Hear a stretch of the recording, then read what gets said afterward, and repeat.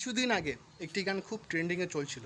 সেই গানটির নাম হলো বাধাবাধি, না না সরি, বাদোবাদি। চাহাত ফাতে আলীর খানের এই গান বাদোবাদি। আপনারা কি মনে করছেন এই গানটা খুবই চমৎকার? খুবই অখ্যাত, মানে খুবই বিরক্তিকর একটা গান। সেটা বর্তমানে 28 মিলিয়ন গেছে।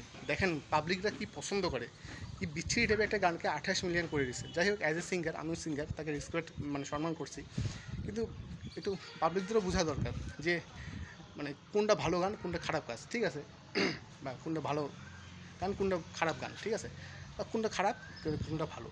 ওকে, তো বর্তমানে ইউটিউব থেকে এই বাদোবাদী গানটা ডিলিট হয়ে গেছে। ডিলিট হওয়ার কারণ কিন্তু সেই গানটা মানে খুবই অক্ষত সেটা না, কিন্তু এর চেয়ে অক্ষত জিনিস ইউটিউবে আছে এখনও।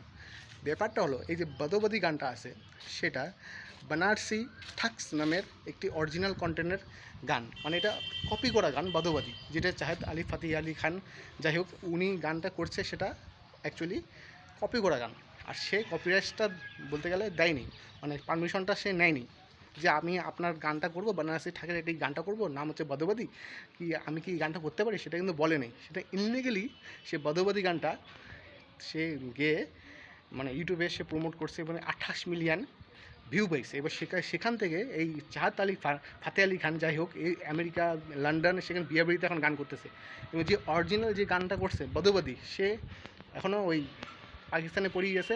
এখন কী হাল আমি জানি না, পাকিস্তানের খবর আমি জানি না। তো বর্তমানে বাদোবাদী গানটা ডিলিট হয়ে গেছে। মিমার্সরা এই নিয়ে আবার মজা করা শুরু করছে, অনেকে দুঃখ পাচ্ছে, অনেকে খারাপ পাচ্ছে, অনেকে হাসিও পাচ্ছে। কিন্তু চাহাত আলী ফাতে আলী খান বর্তমানে কাঁদাকাটি শুরু করে ফেলছে। আই ডোন্ট নো ভাই, পাকিস্তানেগুলো এরকমই, কিছু হলে কান্দি ফেলে।